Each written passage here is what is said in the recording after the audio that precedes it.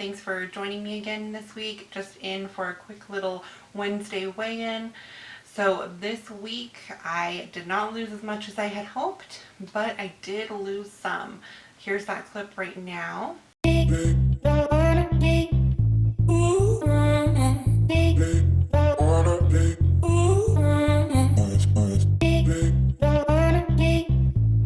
Okay, so as you can see, I now weigh 269.8, which is only a 1.8 pound loss from last week, I think. A lot of factors went into this week though. I'm not being too hard on myself, even though I was in the beginning when I first saw that weight this morning. However, I'm not being too hard on myself because this week I did start Shark Week.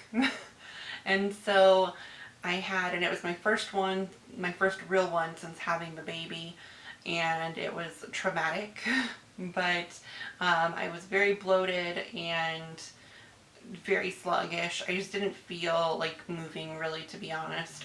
I did the bare minimum I really had to do this week, but you know what?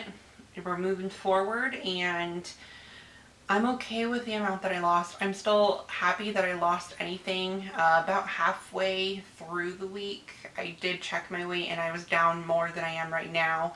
And then changes happened, temporary changes. And it's not as much as I had hoped it was going to be, but I'm not being too hard on myself. It is week 2 of my diet though, so I would have liked to see, of course, a larger loss, but you know what, it's reality and it's real life. You know what, I'm gonna share my real journey with you guys as I try to lose this weight. So just stay tuned. I'm hoping this next week I'll see a bigger difference as things are coming to an end and I'm hoping I'll see a bigger difference. I did not reach my goals. I wanted to try to work out. However, I just didn't. Like I said, I didn't feel like doing anything. I was in a lot of pain. And so it was just, and I know that you should be moving around because it's supposed to help, but I could not get myself or bring myself to do more than I had to. I will say, I don't feel that low carb flu anymore. I had a lot more energy, so much so that I actually found it difficult to fall asleep this week. So I think some melatonin might help with that, but I feel pretty clear. I will say I felt a couple of the days I felt a little groggy as far as like my my mental clarity. I didn't feel as clear as I could be, and I'm hoping that will sharpen up a little bit though this next week, hopefully. Another thing that I realized today that could have contributed is I did have a lot more red meat this week than I would have, than I should have had. And I'm wondering if that made a difference on my weight, because I will say the first week I lost 8.4 pounds and I had a lot more white meat and fish that week than I did red meats, and this week I was pretty heavy on the red meat. So this upcoming week I am going to try to scale back on that red meat and try to just include more fish and chicken, also turkey. So hopefully I'll see a big decrease this coming week, and I'm hoping to get back on track as far as my goals of working out. I think I am going to try and attempt to do a hike with my family this coming week. We'll see how that goes though. It's been so hot here lately and the monsoons have been kind of like, you can't predict them. So like there's days where they say that there's not going to be one and then there's a monsoon storm. So we'll see how that goes, but I am going to challenge myself for my upcoming goals this week. I'm going to challenge myself to drink at least half a gallon of water a day because I am really struggling with water intake. And then I'm going to challenge myself to at least work out 3 times this week. And I'm hoping mainly it'll make me feel better physically, but I think mentally working out will help me feel pretty good too.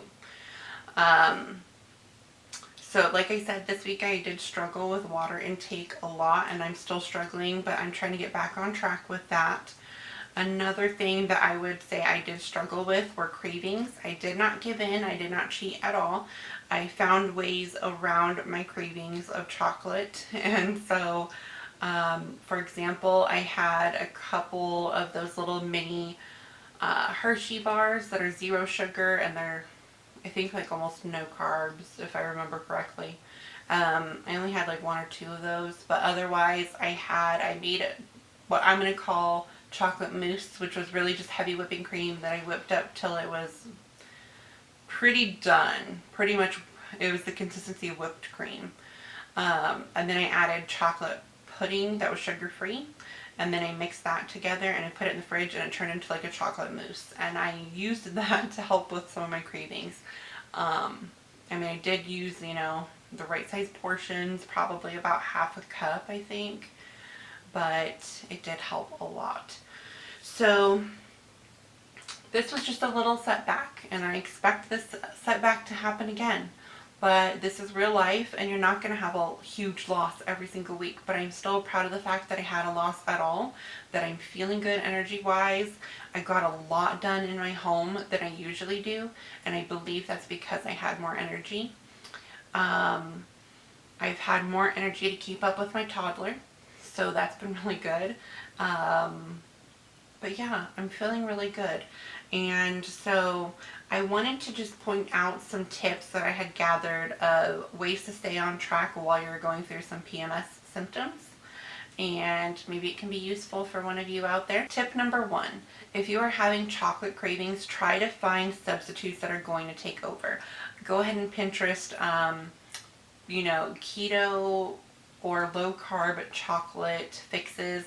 I focused more on like keto-ish ones because I found when I just looked up low carb, there was still quite a bit of carbs and things. So it kind of depends what people are looking at as far as what low carb means.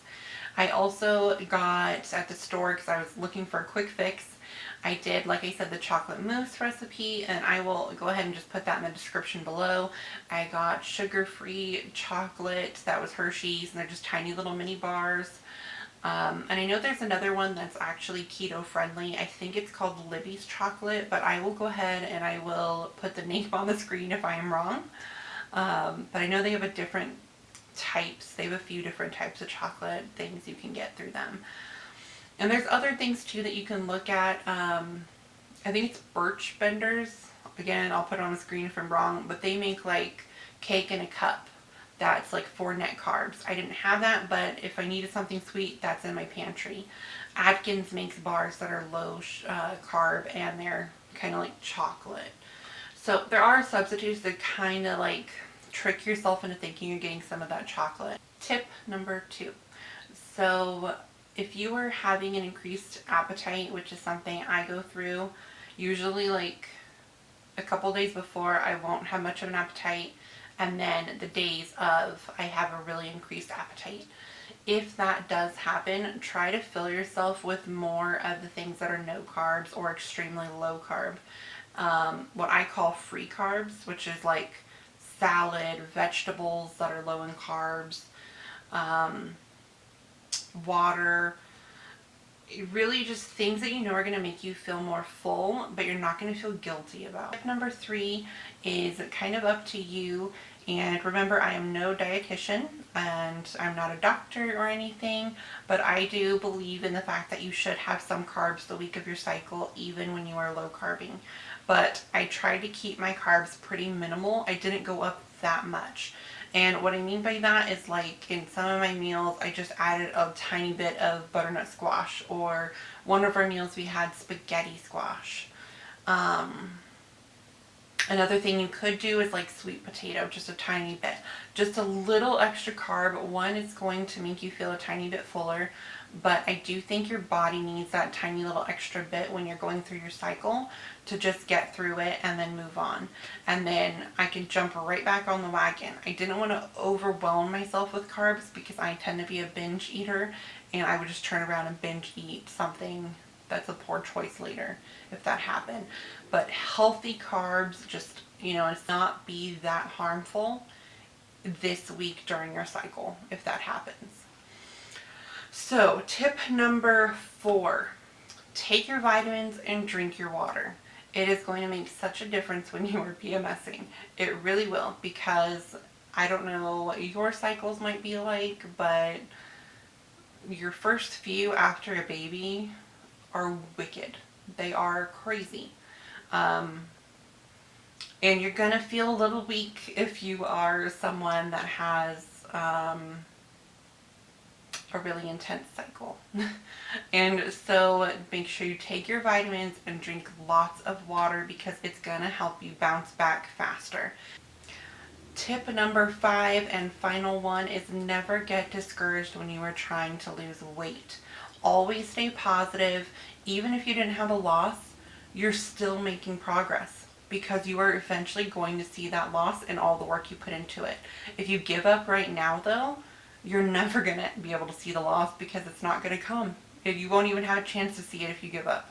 So never get discouraged. Stay on track and just fight through another week.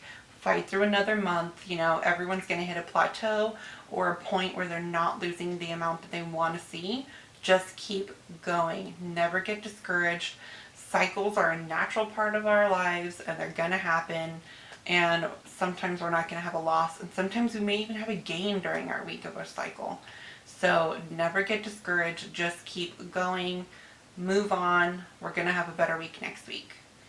So that's all I have to share today, you guys, and please stay tuned for more upcoming videos. I have some in the works that I've been editing and putting together, and just know I'll be sure to put another weigh-in on Wednesday, and hopefully we'll see that loss that we're looking for. But otherwise, have a great week. Please don't forget to subscribe, help me, support me, and like this video and leave me a comment. Have a great day, everyone. Bye-bye.